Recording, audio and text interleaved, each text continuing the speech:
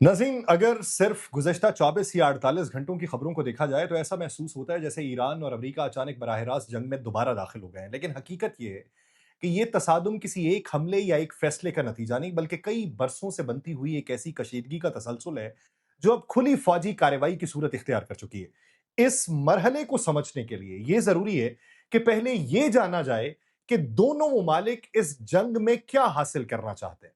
America का मौक़िफ़ ये है कि ईरान गुज़श्ता कई बरसों से अपने मिसाइल और ड्रोन प्रोग्राम को इस हद तक वसअत दे चुका है कि अब वो ना सिर्फ मशरिक़ वस्ता में मौजूद अमरीकी फ़ौजी अड्डों बल्कि अमेरिका के इत्तहादी ममालिक के लिए भी मुसलसल खतरा बनता जा रहा है। इसीलिए वाशिंगटन की हालिया फ़ौजी हिकमत अमली का बुनियादी हदफ ईरान की वो सलाहियत कमज़ोर करना है जिसके ज़रिए वो दूर मार missile, ballistic missile, cruise missile और खुदकुश ड्रोन इस्तेमाल करता है। आप सब पर सलामती हो, मैं यासिर रशीद हूं और आप देख रहे हैं सुनो न्यूज। नाज़रीन, मजमूई एतबार से देखा जाए तो ईरान इस पूरे मामले को अपनी कौमी सलामती और दिफा का मसला करार दिया हुआ है। तेहरान का ये मौकिफ है कि अमरीकी फौजी अड्डों ने बरसों से ईरान को चारों तरफ से घेर रखा है। इराक, शाम, उर्दन, खलीज, बहरेन, कतर और दीगर मकामात पर मौजूद अमरीकी अफवाज ईरान के लिए मुस्तकिल दबाव का जरिया है।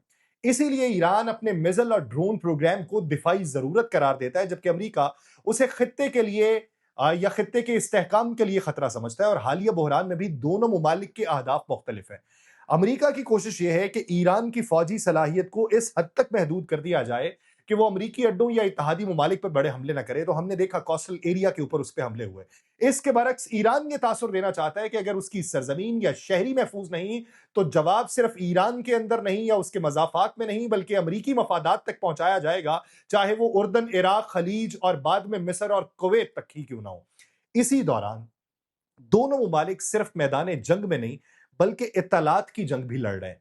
एक फरीक किसी हमले को बड़ी कामयाबी करार दे रहा है, जबकि दूसरा फरीक उसकी तरदीद कर रहा है। किसी हमले में दर्जनों हलाकतों का दावा किया जाता है तो दूसरा फरीक कहता है कि कोई नुकसान नहीं हुआ। इसलिए मौजूदा जंग को समझने के लिए सिर्फ ये जानना काफी नहीं कि मिसाइल कहां गिरा, बल्कि ये देखना जरूरी है कि उस वाक़े के बारे में किस फरीक ने क्या दावा किया और उस दावे की आजाद जराये से कितनी तस्दीक हो सकी।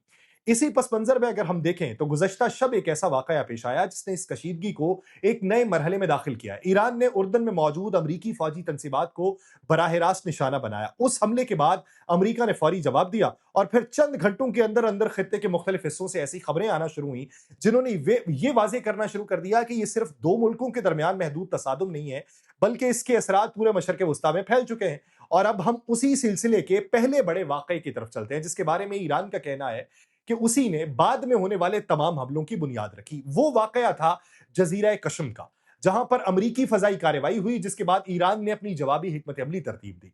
हर जंग में एक ऐसा लम्हा आता है जब सिफारती जुबान खामोश हो जाती है और उसकी जगह मिसल बोलना शुरू करते हैं।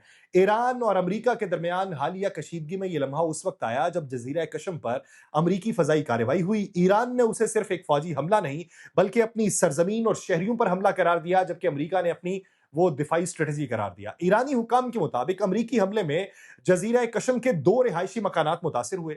ईरान ने कहा कि एक ही खानदान के 3 अफराद, जिनमें एक कम उम्र बच्चा भी शामिल था, वो जान से गए, जबकि 2 बच्चे जख्मी हुए। तेहरान ने इस वाकये को फौरी तौर पर इंसानी अलमिया करार दिया और कहा कि शहरी आबादी को निशाना बनाया। अमरीका ने उस दावे की तौसीक नहीं की, जबकि अमरीकी फौज का मौकिफ यह रहा कि कार्रवाइयां फौजी अहदाफ के खिलाफ की गई। कशम का वाकया सिर्फ हलाकतों तक महदूद नहीं है, ये शहादतों तक महदूद नहीं है। उसने ईरानी क़यादत के सामने एक बड़ा सवाल खड़ा किया कि अगर जवाब ना दिया जाए तो अंदरूने मुल्क इसे कमजोरी समझा जाएगा, और अगर बहुत बड़ा जवाब दिया जाए तो पूरा खित्ता जंग की लपेट में आएगा। उसी मरहले पे ईरानी फौजी क़यादत ने ऐसा हदफ मुंतखब किया जिसका सियासी और अस्करी वजन भी हो, जिससे पैगाम जाए कि ईरान बराह रास्त अमरीकी मफादात तक पहुंचने की सलाहियत रखता है। चंद घंटों के अंदर उर्दन के अल अजरक एयर बेस की तरफ मिसाइल दाग दिए गए। ये अड्डा खित्ते में अमरीकी फौजी सरगर्मियों के लिए अहम समझा जाता है और ईरान ने हमले के फौरन बाद दावा किया कि उसने अमरीकी फजाई ताकत को बड़ा धचका पहुंचाया है। पासदारान इनकलाब ने ऐलान किया कि हमले में 3 अमरीकी F-35 लड़ाका तैयारे मुकम्मल तौर पर तबाह हुए, 3 शदीद मुतासिर हुए, एक बड़ा हैंगर निशाना बना, मुतअद्दिद अमरीकी अफसरान और फन्नी एहलकार मारे गए। ये दावा ईरानी मीडिया में नुमाया तौर पर नशर किया गया, लेकिन उसके साथ ही एक अहम हकीकत सामने आई कि इन दावों की उस वक्त तक किसी आजाद जराये से तस्दीक नहीं हुई थी। दूसरी तरफ उर्दन ने बिल्कुल मुख्तलिफ तस्वीर पेश की। उर्दनी फौज ने कहा कि उसके फजाई दिफाई निजाम ने ईरान के दागे गए 5 मिसाइल फजा में ही तबाह कर दिए। किसी फौजी तंसीब को नुकसान नहीं पहुंचा, ना ही कोई जानी नुकसान हुआ। अमेरिका ने भी F-35 तैयारों की तबाही या अपने फौजियों की हलाकत के बारे में कोई बाज़ाब्ता तस्दीक जारी नहीं की। यहीं से इस जंग का एक और पहलू सामने आता है। मैदान जंग में सिर्फ मिसाइल नहीं चल रहे, इत्तलात के हथियार चल रहे हैं। एक फरीक कामयाबी का ऐलान कर रहा है, दूसरा उसकी तरदीद कर रहा है। दुनिया इस बात का इंतजार कर रही है कि सैटेलाइट तस्वीर, आजाद तहकीक या बाद की मालूमात किस मौक़िफ़ की तायीद करते हैं। अल अज़रक पर हमला खत्म हो चुका है, लेकिन उसके असरात अभी शुरू हुए थे। वॉशिंगटन में उस हमले को अमरीकी अफवाज पे बराह रास्त हमला तस्वुर किया गया। उसी फैसले ने अगले मरहले की बुनियाद रख दी, जहां अमरीका ने सिर्फ दिफा पे इक्तफा नहीं किया, बल्कि ईरान के अंदर मौजूद फौजी ढांचे को निशाना बनाने का फैसला किया। और ये वो मोड़ था जहां महदूद जवाबी कार्रवाई एक वसी फौजी मुहिम में तब्दील हो गई। जदीद जंगों में सबसे पहले गोलियां नहीं चलती, बयानिए बनते हैं। मिसाइल अपने हदफ तक चंद मिनट में पहुंचता है, लेकिन उसके बाद शुरू होने वाली मालूमात की जंग कई दिन, कई हफ्ते और बाज़ औक़ात कई महीनों तक जारी रहती है। ईरान और अमेरिका के दरमियान जारी मौजूदा तसादुम अब उसी मरहले में है। अल अज़रक एयरबेस पे ईरानी हमले के फौरन बाद पासदारान इनकलाब का ऐलान कि 3 अमरीकी F-35 लड़ाका तैयारे तबाह हुए, बड़ा हैंगर तबाह हुआ, मुतअद्दिद फौजी अफसरान जो है वो मारे गए। ये दावा जो है ये ईरानी मीडिया में इसलिए नशर किया गया कि अवामी सतह पर यह बताया जा सके कि हमने एक बड़ी कामयाबी हासिल की है, हम पसपाई इख्तियार नहीं कर सकते। उर्दन ने इसलिए सामने किया क्योंकि उर्दन की फौज जो है वो चंद घंटों बाद सामने आई। उसने ये कहा कि अहदाफ तक मिसाइल पहुंच ही नहीं सके, हमने उसे तबाह कर दिया। वो पैगाम अमेरिका को देना चाह रहा था कि यहां पर किसी किस्म का नुकसान नहीं हुआ, और साथ में इजराइल के लिए एक थपकी थी कि आप तक नहीं पहुंचेगी। उसके बाद सबकी नजरें वॉशिंगटन पर थीं। अगर वाकई दुनिया के जदीद तरीन लड़ाका तैयारे तबाह हुए तो अमेरिका को उसकी वजाहत करना थी, लेकिन अमेरिकी हुकाम ने ना ईरानी दावे की तस्दीक की, ना ही उसकी तफसील से तरदीद की। सिर्फ इतना कहा कि अमेरिकी अफवाज अपनी कार्रवाइयां जारी रखे हुए हैं। इस खामोशी ने भी कई सवालात को जन्म दिया। तो यहां एक बात अहम है, जंग के दौरान हर इत्तला फौरी तौर पर हकीकत नहीं होती।